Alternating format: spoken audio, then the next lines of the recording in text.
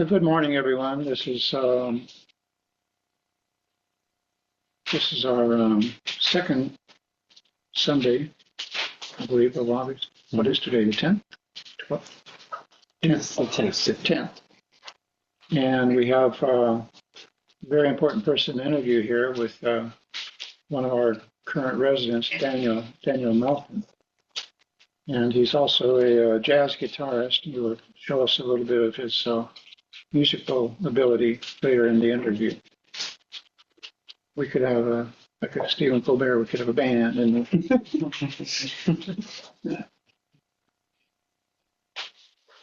so to get started, we're not going to go into a lot of personal details. Whatever you want to talk about is fine.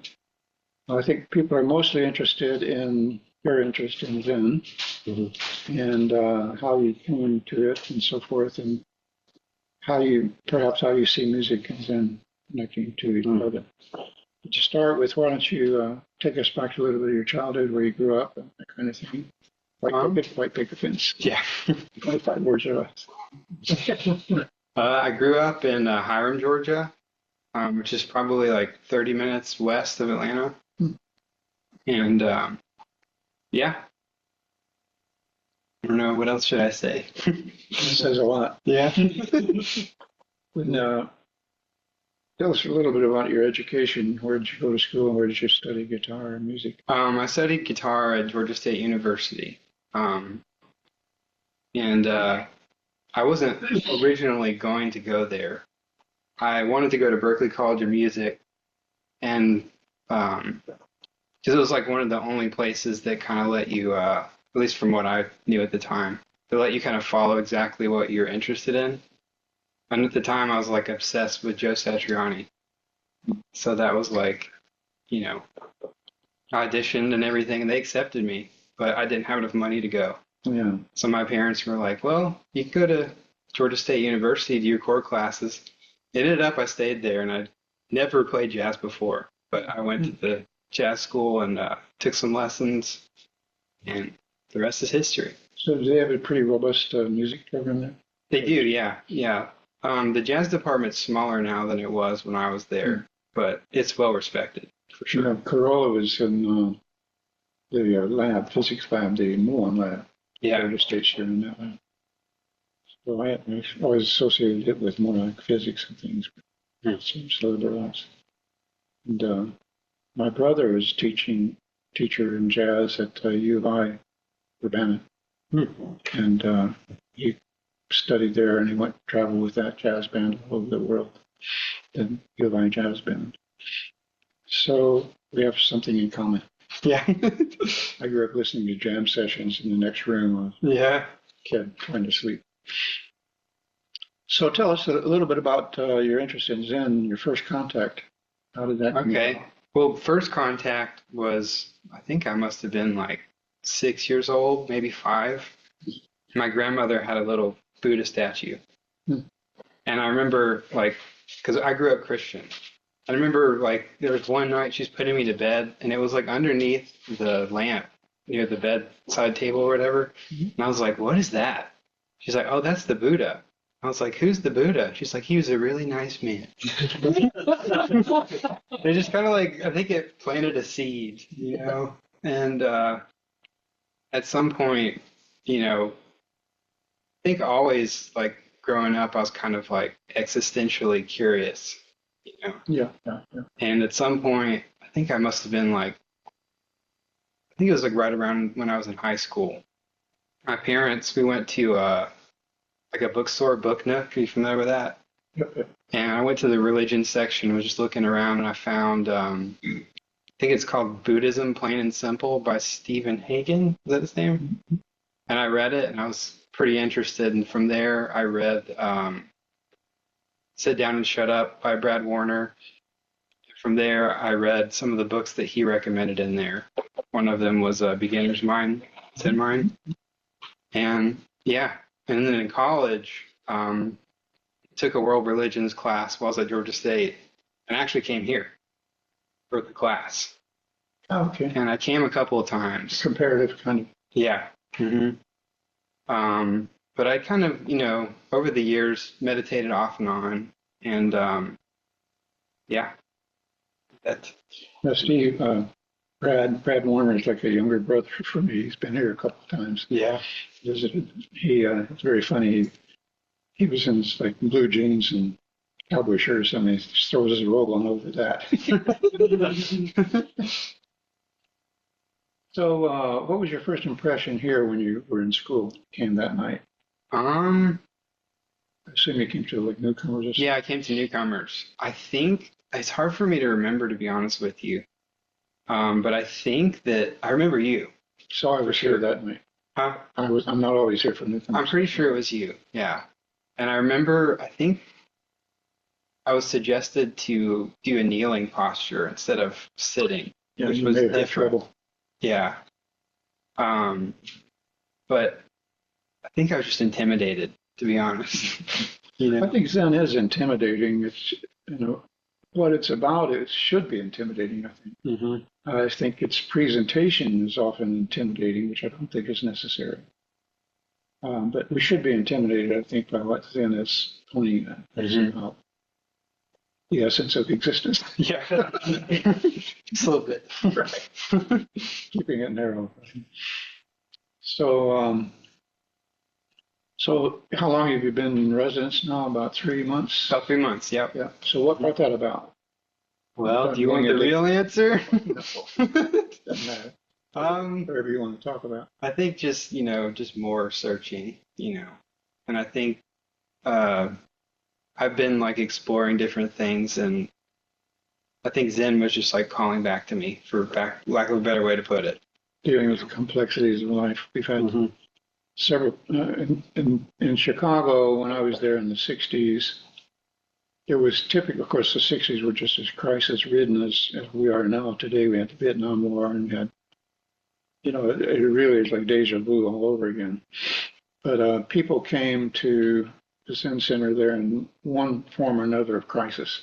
Mm-hmm. Some of them were going through a midlife crisis. Some were coming down off of LSD, and they thought Zen might know something about that. Mm-hmm. So a lot of people were coming there for that reason. And Matsuo Koroshi was very receptive. He said, I talked to him about LSD, and he said, well, maybe you'll be my LSD master and I'll be your Zen master. He was pretty lighthearted about it. But we had a lot of people coming. I was teaching at the Art Institute at the University of Illinois. A lot of students coming down from bad trips. Not talk them down, as we said in those days. I would talk a lot of students down. And I recommended that people come sit in Zazen coming off of the LSD experience, because it does give you a way of relating to that kind of crazy experience. And Sensei said, you take a drug, you may not be ready for what happens. Yeah. If you do Zazen, you'll be ready, no matter what happens. So how's it been in 3 months here? I've really enjoyed it. It's been challenging. It's been really Tell challenging. us about that. What about the challenges? It's hard to talk about. I don't really know how to put it into words. Sometimes, like, it just feels like the way that I've experienced reality has been shifting. I think it's evolving. On the social level, have you ever lived in a hostile kind of situation? Well, not hostile, but hostile. Where you live, What do you mean? where you're living with other You mean like public, like dorms or something? Yeah. I lived in dorms and I've lived with roommates before. So yeah, I have. So that gave you some preparation. For sure. Yeah. And I think you lucked out. You got a good match of residents to. I don't know. I'm just kidding. I don't need to know. Yeah. We've had some real ringers over time. We've had people we've had to ask to leave. Ugh. I had to meet. Well, he wasn't a resident. One guy had to meet with this marshal here, tell him he couldn't come around here anymore.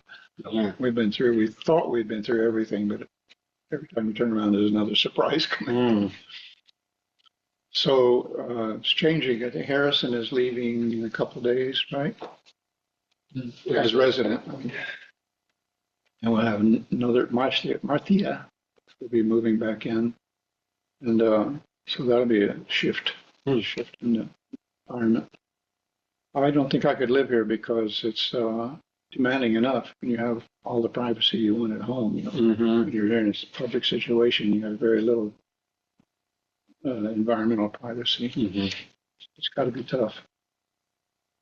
But we've had a lot of people go through their transition periods here, sort of get back on their feet emotionally, psychologically, and socially, and so it seems to work. I appreciate it a lot. Yeah. Yeah.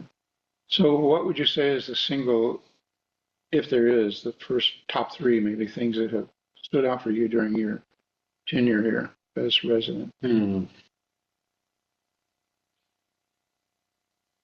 I don't know if this sounds cliche, but I think the most important thing for me has been just sitting.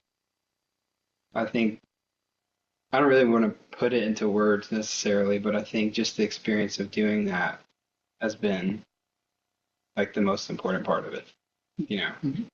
Mhm. Yeah. Would you recommend residency for others? And if so, under what circumstances? I would, yeah, I would definitely recommend it for other people.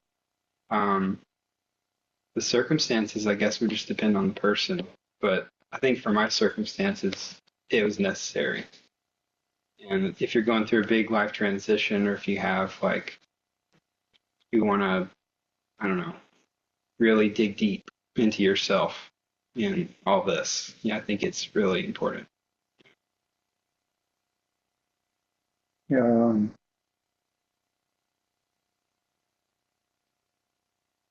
I was really hesitant to set up a residency program when I came back from Austin in 2008, 2007. I had been to San Francisco and witnessed their residency program. And there's just so much personality issues that come up, and people get bogged down in the social relationships, Mm. and it becomes what I call a substitution effect.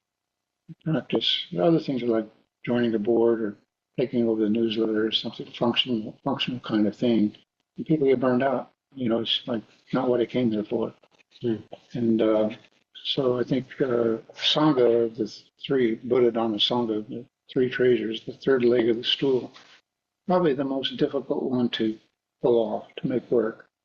We've been told that by people from other places that they think we've struck pretty much the best balance they've seen between formal and informal lay practice and formal practice here at the center. And it's a testament to you guys that you keep everything in even keel. People like now coming in and leading the cleaning group in the morning, just taking good care of the practice place. Mm-hmm. And you'd be surprised, well, maybe not, how many people are just not able to do that. It's just, so anyway, you've seen it all, I think. Mm. So let's talk about music a little bit. Tell me a little bit about your interest in music and a little bit more to us about how you became a professional. That's Okay, yeah. the path most people take these days. Well, I don't know if it was a choice necessarily. The more I think about it, because my mom was a oil painter. She went to Atlanta College of Art, and I think like the sort of mindset where the world is centered around creating art was sort of embedded in me from her. So I don't know. At some point, I think I was a teenager when I started playing music. Actually, no, I started playing music when I was a kid in middle school. I learned trombone first, and I became obsessed with it. Like, really obsessed with it. That's quite a jump from trombone to guitar. Yeah. Well, they're kind of similar actually. You'd have to explain that to us, I think. Well, if you think about it, like the slide, on the trombone, you basically break it up into 7 like sections, right?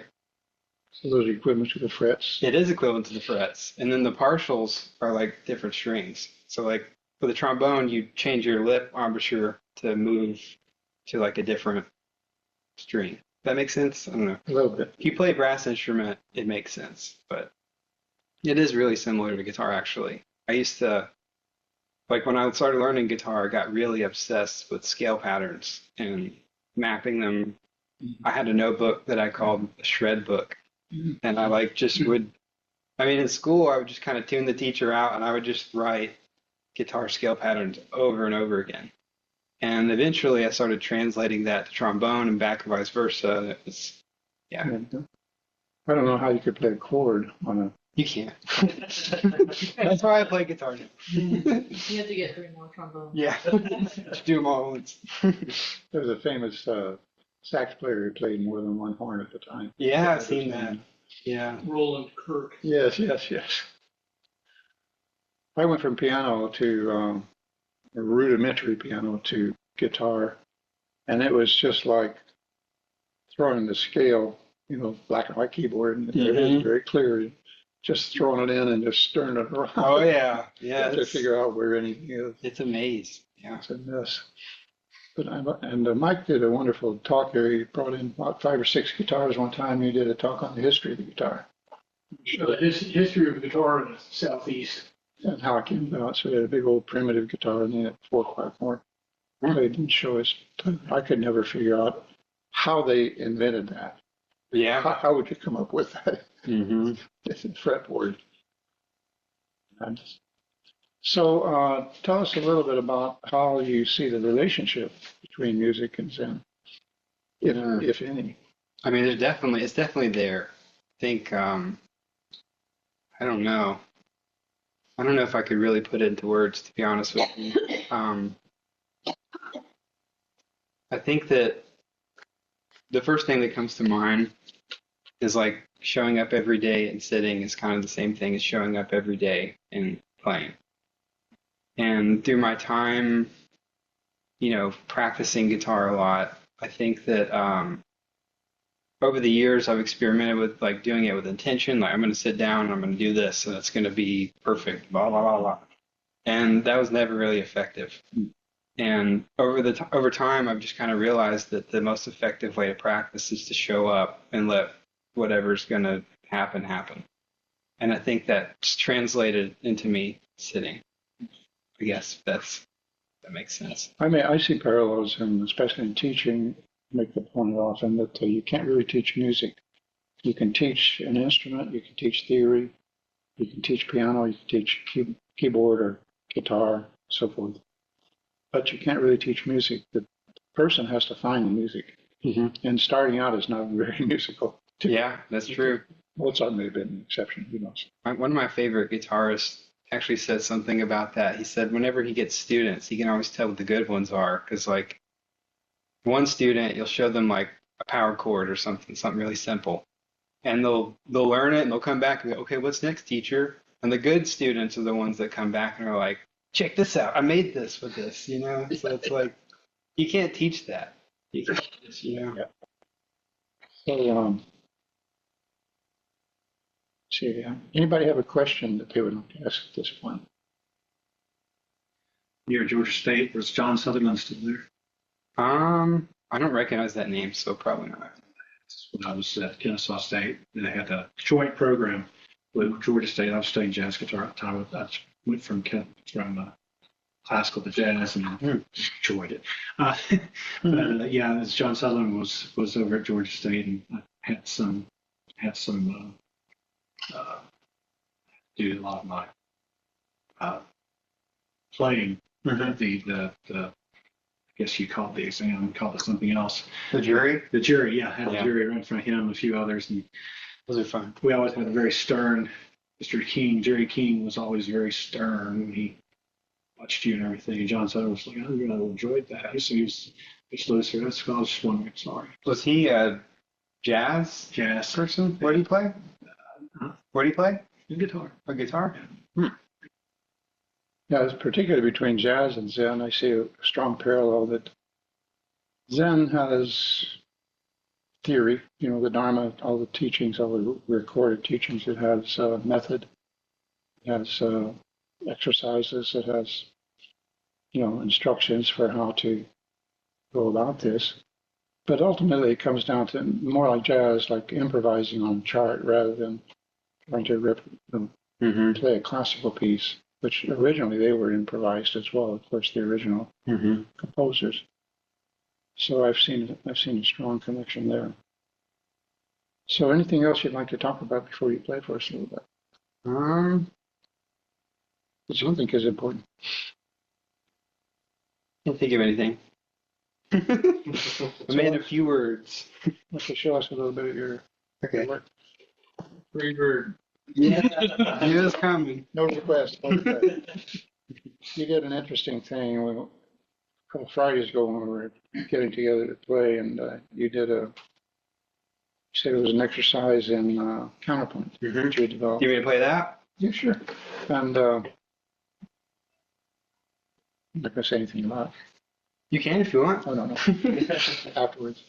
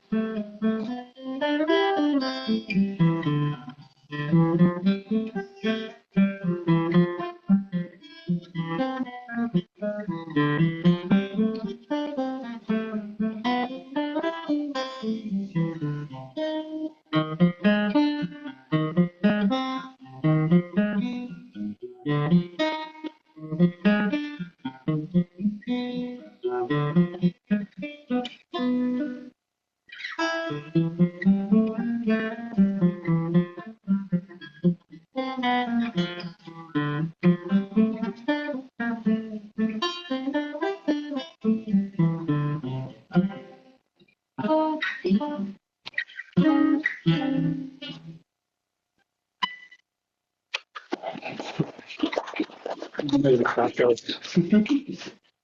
That reminds me of Bach. That's quite the compliment.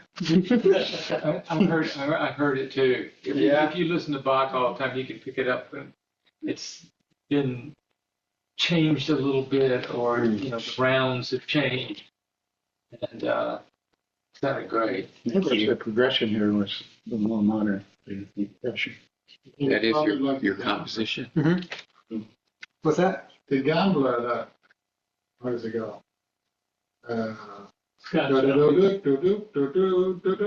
the entertainer. Yeah. The Gambler was what?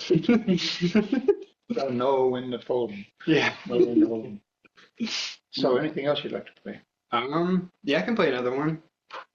A lot of my music was influenced by like film music and video game music, because like when I was growing up, I loved that stuff like a lot.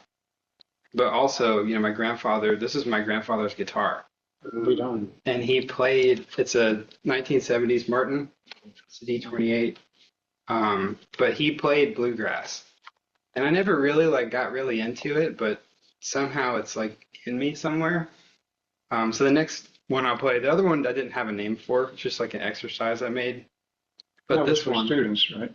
what's that? That was for students. No, it's for me.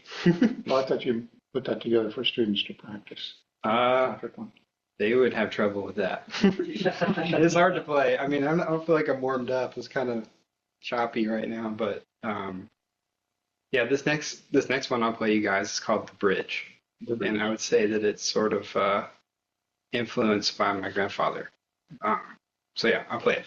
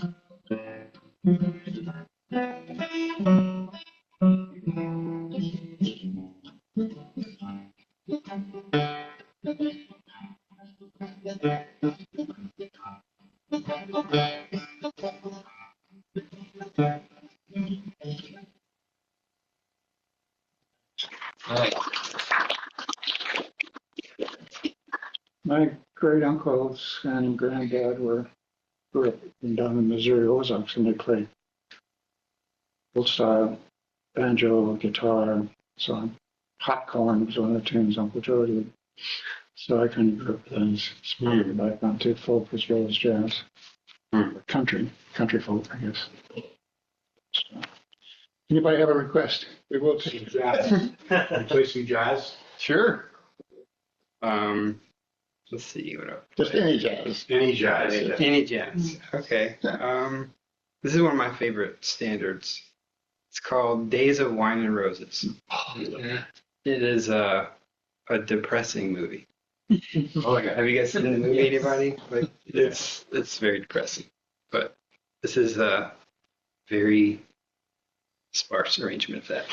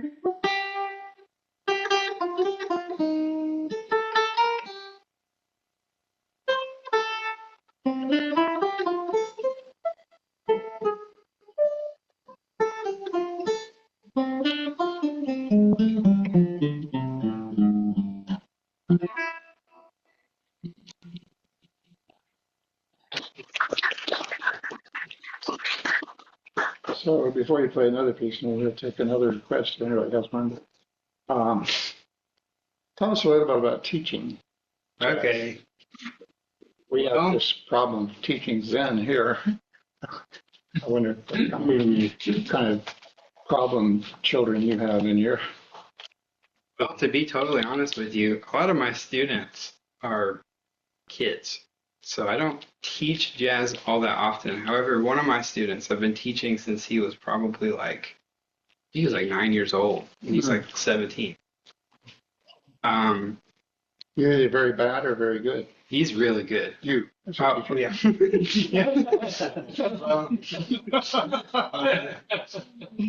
So, yeah, I think with him, I've got an opportunity to really explore what that's like. And for me, teaching jazz is it's sort of I don't know if I can really put this into words. It's almost like I'm trying to give him a mirror, if that makes sense. Because it's almost like I can tell that he already knows how to do it. It's just a matter of just arranging things around him so that it works out, if that makes sense. But I do a lot of exercises where specifically with improvisation on my students. It's not necessarily centered around jazz, but it's just, improvising. Where I do, we start with whole notes and we play random notes. And there's some really amazing things that happen from that. Because I think it can kind of get people out of their head and into their, I guess, subconscious or whatever. By listening. Yeah, they listen. They try. I think the idea is that when you tell them it's random, it almost makes them feel like it doesn't matter anymore. So then they start not really trying to control it. Less inhibited. Yeah. Yeah. But I don't really think we can be random. I'd be curious to hear what you think about that. The randomness or chance is a question whether anything can actually be random. I used to specify that retail store design. I asked the tile guys to do a random pattern in this whole department. It's a fashion store, What's a random pattern? I literally had to draw it up in a large rectangle to show them how they could vary the different tiles so that it would appear random, So you say anything random quote does not have a pattern to it, a recognizable pattern. So it gets to be kind of a koan. There's always patterns though when they improvise that way every time. Yeah. Yeah. How do you feel about free jazz, like Ornette Coleman? Oh, I love that stuff. There's theoretically no pattern there, and there's no chart. Yeah. So it's a tonality, right? I mean, you start out, somebody starts out, Ornette, everybody just sort of jumps in. Yeah, I love that stuff. I think that's what the kind of jazz that really, I think I resonate with. You know, like Don Cherry, his trumpet player, they were great together, mm-hmm. those two. But there were a lot of followers came after free jazz. It just sounds like noise to me. Mm. They somehow were very musical, and yet you couldn't figure out what they were doing. Yeah, yeah. We got them back here. Well, I think it's super interesting to extrapolate between Zen and jazz, because I think one of the things that they have in common is outside. Once you get outside the practitioners, everybody's got a totally different definition of what that is. And there were a lot of great jazz composers who were also very serious spiritual seekers. John Coltrane is the first one to come to mind. But, he's talking about just sounding like noise. I used to work in a record store in college, and we closed at 9 o'clock, so at about 8:45, I would put on something horrible and abrasive to drive the place. Place out. Free jazz was your first choice. One free jazz record in particular, and I'm sure you've heard it, John Coltrane's Ascension. And it's totally improvised. All four members of the band are totally losing their mind at the same time. And I would put it up at about 110 decibels. Story. One time this guy walks up to me, and he goes, "I'm about to take a really long car ride with my wife. Do you have a copy of this on cassette?"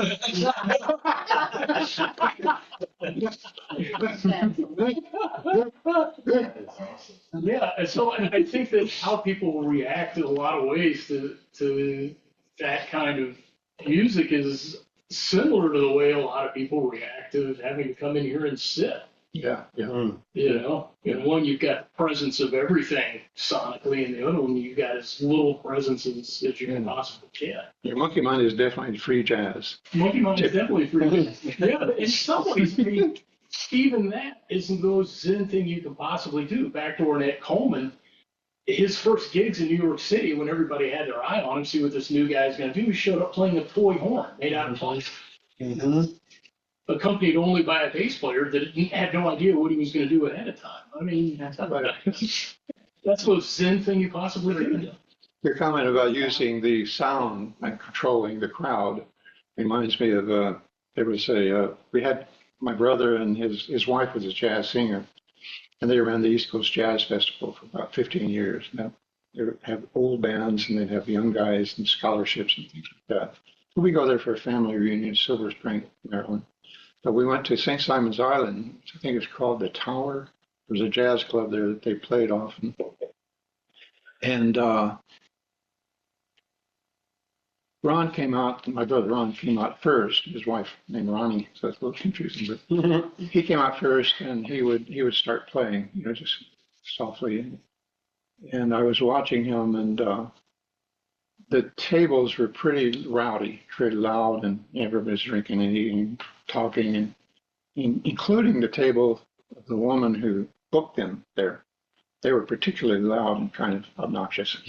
And so I noticed what he did is he just started playing louder and louder, very gradually, brought the sound up on the piano. And he got up to the level he was competing with them, right? And then he started going softer and softer, and the crowd started to soften down.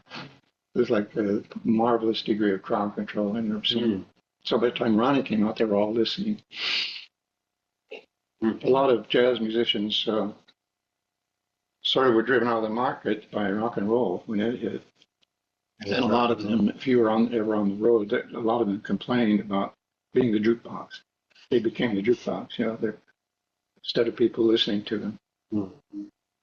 Yeah. The last thing I want to say is you play absolutely beautifully. Oh, thank you. And that is a fantastic sounding D28, even from back here being behind it. So, yeah, this is the last time I play guitar in this building until you move out. But you play. Thank you. I have that impression all the time. I'm never going to pick up a guitar again. There's somebody playing, 10-year-old kid, you know. So one more thing I do think I want you to talk about, but maybe we can play a piece. Somebody can request something and think about it. Anybody else have a request? Well, just something I think about with regards to Zen and jazz in particular. Probably something I mentioned to you a few times, but like when I came out of the classical world, you know, and in college, well, I played jazz before, but in college at the University of Illinois, coincidentally, it was like the more I tried to analyze and like break down what a good walking bass line was or a good solo was, the worse it would sound. You know, it was just like trying so hard to like make something that fit the chords and that like and just get that pattern down, and it was like. And then the combo leader I was in would tell me like you're just doing math, you know, like it's like you need to do the math, you know, but at a certain point you need to sort of also let the music come out of it, right? And I feel like with Zen, like the more I, you know, for me personally, like the more I try to math it, you know, like turn it into something analytical, you know. That was something you said, math it. Yeah. That was something I struggled with a lot in jazz school because. Again, jazz wasn't like something that I grew up on. Mm-hmm. It's like to me, it was almost like a cognitive exercise at first. Yeah. But it was like, it's like, why am I not smart enough? I can't calculate the pattern in time. Everything's going by too fast. And then at some point I was like, wait a minute, what if I just let go? Yeah. And then so I can relate to that. Seems like I think there's a parallel to when you're improvising off the top of your head, it just stream of thought. This is the same thing with sitting in Zazen, is that everything's in the moment. And when you're improvising, you are in the moment, because if you're not in the moment, you're making a lot of mistakes and everybody's starting to get up and walk out. Yep. But when you're in the moment there and you catch that melody just for the sake of the melody itself, and you just hear one note, and then it tells you which one the next one's going to go. And then if you let go, then I found that the melody will actually guide you into what it wants to become. Mm-hmm. And so and then it just falls out of you. Mm-hmm. So who are some of your favorite jazz guitarists? Bill Frisell is like he's my idol. I love Bill Frisell. Like Bill Frisell and Julian Lage is the more modern one. What that whole lineage, you know. So there are lineages in jazz. Yes. Yeah. I see what you're doing. Jim Hall. Who would you consider Brazil's predecessor? Jim Hall. Jim Hall? Yeah. And then Jim Hall, I think it's Charlie Christian, right? Well, they're all. Well, yeah. All back to Charlie. Yeah. Yeah. I remember when rock and roll first came along, my dad told me, Chet Atkins described rock and roll as a continuity of monotonous sound. Which in those days it was. Maybe it still is. Yeah. I love rock and roll, though. You want to do a rock and roll piece? On acoustic? It's not loud enough. Do you want to do one of your favorite players' pieces? Oh, that's oof. I don't know. That's one thing. So one thing, this might be kind of interesting. My relationship with music is a little weird because while most people like they learn a lot of repertoire, for some reason there's like some resistance in me to do that. I don't know why. I've always wanted to compose music. Right. So even from the beginning, I would kind of like half learn things from my idols or heroes or whatever you want to call it. It was mostly to extract what I liked about what they did. So I never really like learned songs. So I don't know if I That's one thing know that the Bill Frisell song. bothers me about the popular shows like The Voice and things like that, American Idol, but it's all covers. You know? Yeah. And my wife's brother was a bass player in Chicago. He played for 4 different bands. And you sort of had to do covers to play the close, but nobody likes to play covers, you know. Yeah. And it's when you hear somebody do original music that my ears perk up. I want to hear what they have to say. I mean, I do some covers, but they're like or learn some other repertoire from other people, but it's usually because it like speaks to me. I wouldn't just learn it just to learn it. Do you have another original you can do for us? Yeah. This How one. many originals do you have? I mean, I have like, well, I keep like a music journal. So I've been keeping it since I was 18, and it's like video game MIDI music. So And you there's could do like a 500 2-hour songs. concert. Oh, I could do like a day-long concert, but you guys are probably all You might start losing audience. Yeah. Come lunchtime, You mean we can reset, Yeah. request like Zelda or something? I mean, I do know a Zelda song. Yeah. I'm just wondering, what Yeah. can you do? Why don't you do another original? And then we'll Okay, this is one actually that I wrote while I was here. I'm kidding about Zelda. So I don't have a name for it, but I'd be curious to hear what you guys think about when you hear it. I'll just play it.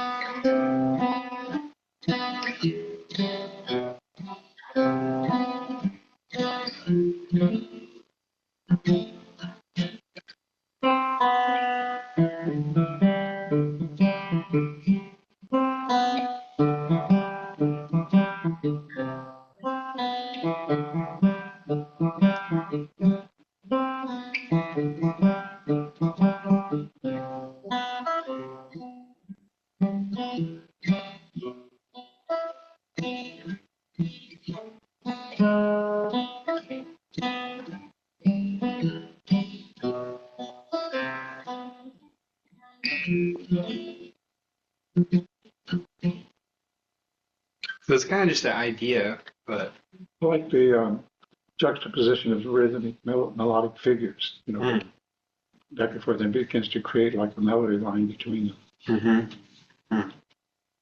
So tell us a little bit about your concert coming up. You're going to be playing on the 29th. yeah. So this will be it'll be duo between acoustic guitar and acoustic bass because it's scary to play by yourself. Right. Yeah, yeah.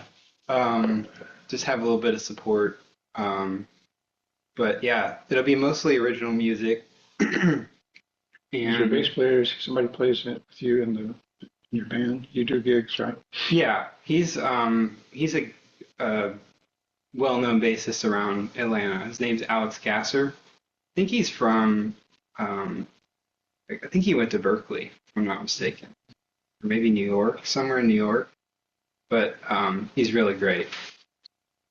But yeah, so we'll be playing mostly originals, some covers, a mix of like,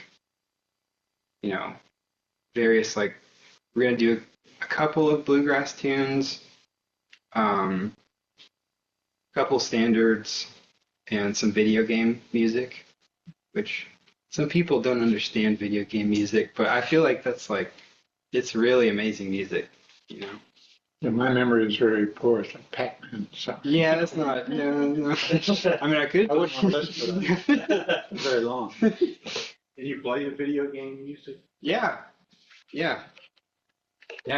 This is from The Legend of Zelda. It's from the game Link's Awakening, and it's the song that plays in like the house, like a house when you go into a house. Which I don't know what that means, but let's see if I remember it.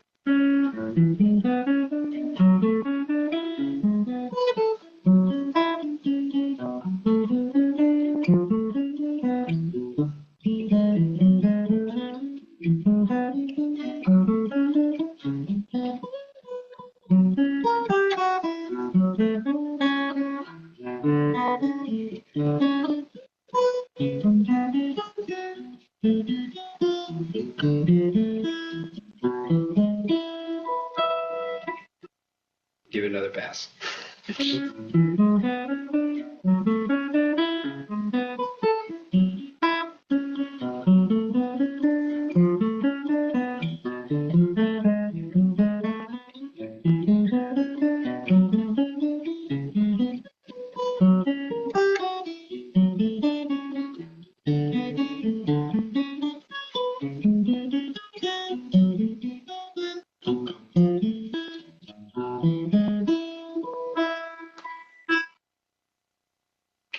But yeah,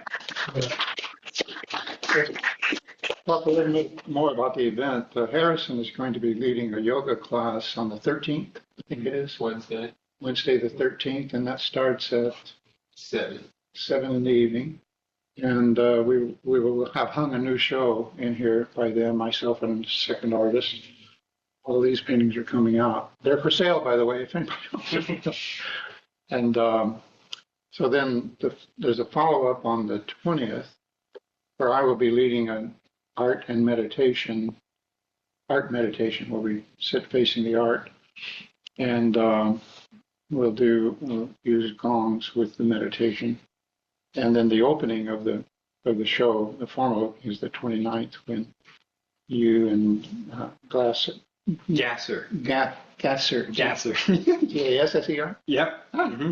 That's easy to remember, should be. We'll be playing. So you start at 7 as well. Mhm. And how long do you think the set will be? Are you going to do a couple sets with intermissions? I was going to do 2 45-minute sets with the intermission. Good. So. There's Emmy, who is the curator of the show. She wants to have a little time to talk about the art in there. Mhm. So it should be an interesting evening. We'll have wine and cheese, that kind of thing. So plan to come the 29th if you can. Any other requests? How are we doing on time? 35, 11:35. Okay, good. 11:35. In good shape. Anything you would like to play? More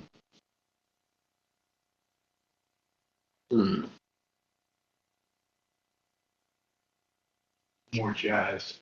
We're jazz. We're jazz. How about bluegrass? We're gonna Really get light over this. improv and harmonies. I could improvise into, or just improvise something. Yeah. Make it up. It's kind of, I like doing that. Jazz, you do make it up as you go. Yeah, well, it's like, I think with jazz, it depends on the player, and the group.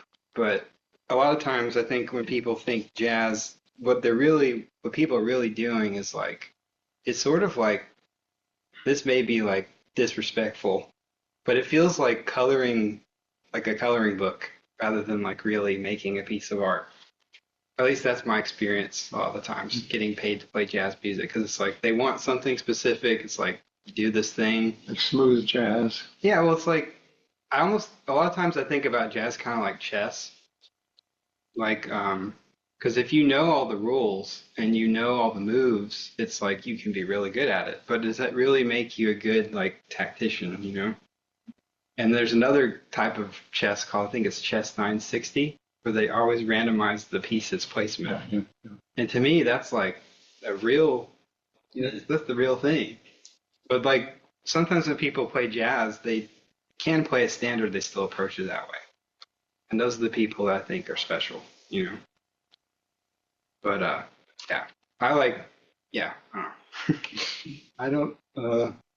Let's see. Maybe I should play an actual song. You should play anything. Yeah, I'll play another original. This one is called Wishy Washy.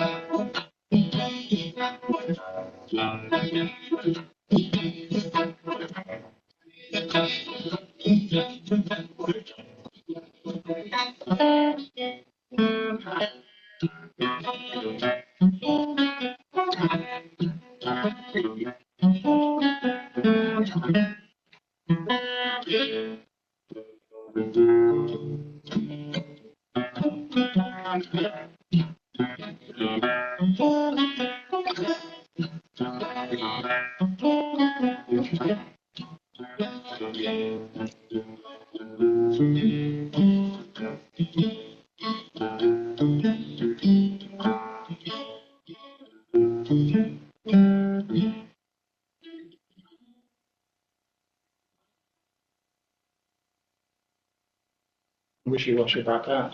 Yeah. A nice message.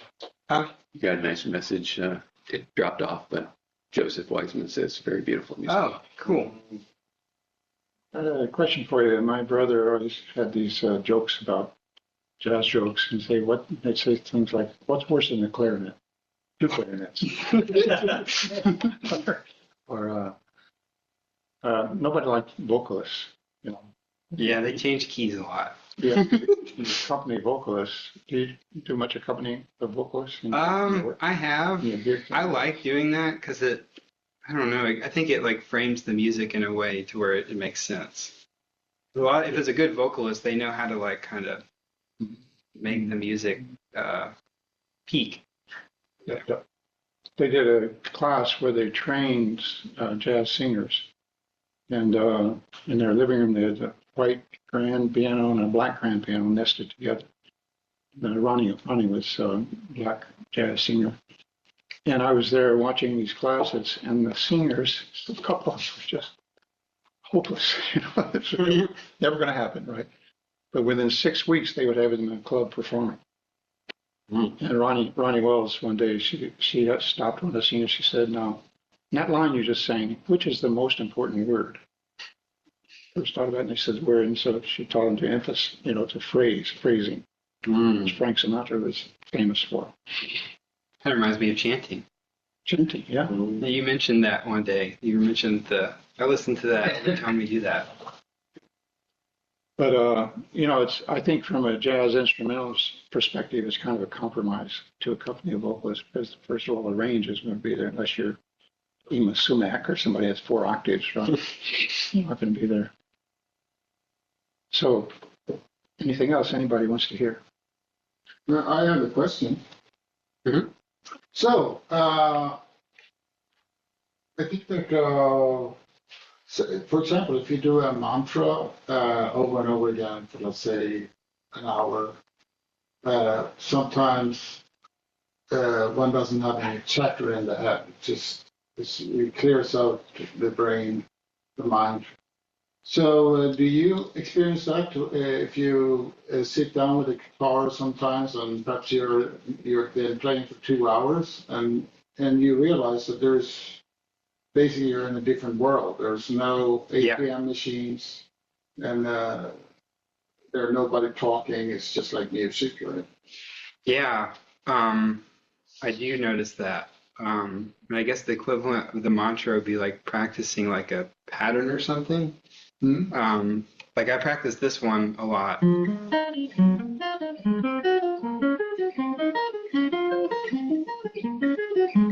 I could do that for like, I wouldn't do that for a whole hour because I'd probably get tendonitis. But I'd do it for probably like 10 minutes, and I think it does have that kind of effect. It also has like an effect for like when I'm improvising, it'll just naturally happen. I won't have to kind of control it. Your mind goes blank, and it's just music. It's not totally blank, but sometimes that happens. Because with practice, I think, at least most of the time for me, as I am today, when I'm practicing, my mind does wander, kind of like when I'm sitting, but, it's just one of those things where I just keep having to bring my mind back to what I'm doing. Going back to what you said in the beginning, you said being in residency here for 3 months now, the sitting became the most important part of it for you. I know it's a very short time. 3 months is the blink of a gnat's eyelash in terms of Zen practice or anything else. But Would you say you can tell any difference in your playing or your approach to music that's come about during these 3 months, maybe connected to this more intensive schedule of sitting? I think so. I don't know that I'm entirely aware of it, but I think so. I've been more creative, especially lately. Like the last 3 months, I just have like song ideas come. And it's not even like I'm like thinking about it, just I play it and I record it on my phone. And I probably have like, I don't know, like 25 voice recordings of songs from like the last couple of weeks. So I think it's increased that. As far as like playing the instrument, I don't know that I'm entirely aware if it's made a difference or not. I'm sure it has. I don't know if I could describe it. Yeah, what you say about creativity is very much in my wheelhouse as well. Matsuoka Roshi described the book reading we're doing on Tuesday. The last Thursday in August, we will compare the chapter in Musong Sanin's Heart Sutra, Ancient Wisdom in the Light of Quantum Physics, or whatever it says. He has a three circular model: 0, 90 degree to 180 to 270 back to 360, which he talks about the transitions you go through in your practice, kind of in the model of a circle. And Matsuoka Roshi has a 360 degree circle, very, very similar. So the last week, the 9th week, whatever it is, the last week of August, we'll be comparing those two. And each of them has to do within that 270 degree, when you're that far around the circle. 180 degrees is kind of a perception or inkling of the underlying unity and everything, which is very chaotic in the beginning.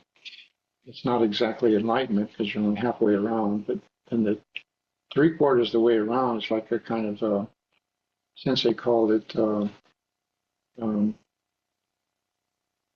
in uninhibited thinking, like creative thinking, horns on a rabbit, hair on a tortoise, that kind of thing. Anything is possible. Then released from your inhibited thinking. He called it but they both pointed out that about 3/4 of the way around, everything is up for grabs. Yeah, that sense that. So that may be what's happening. Yeah. It kind of breaks loose in a different way. Yeah. Are you still playing any trombone?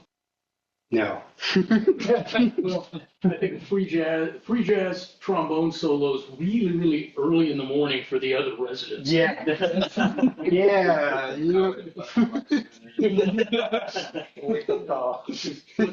What's the difference between a trombone player crossing the road and a chicken crossing the road? Chicken's probably on his way to a gig.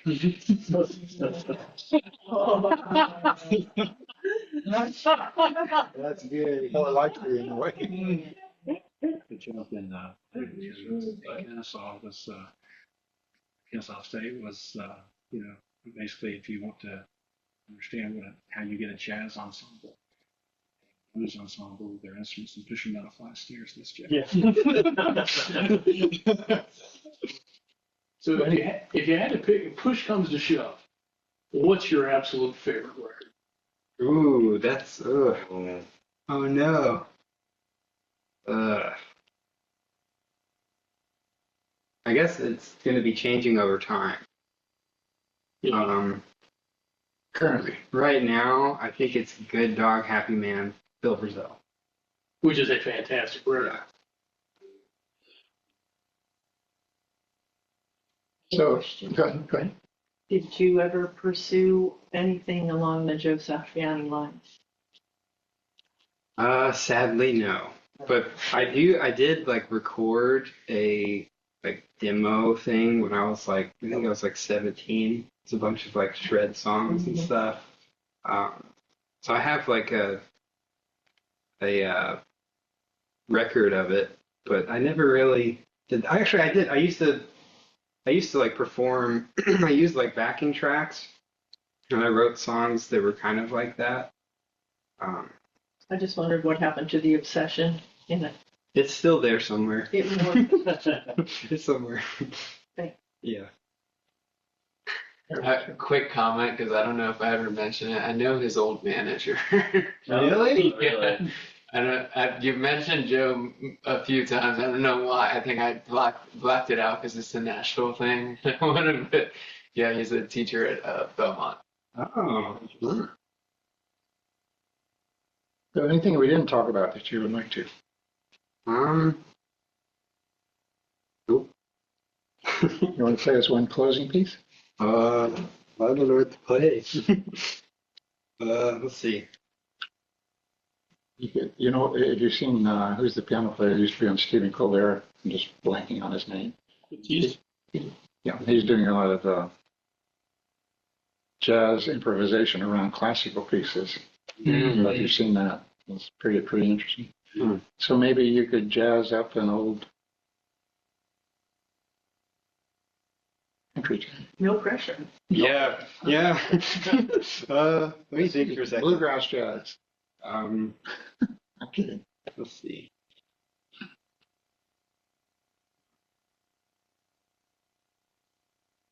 Could play. Did anybody like the Smiths? Oh, yeah. He was a Yeah. fantastic guitar player. Johnny Marr, Yeah. incredible. I could play Girlfriend in a Coma. Like this one. Or I could play the theme song from Amelie. Let you guys pick. Got it.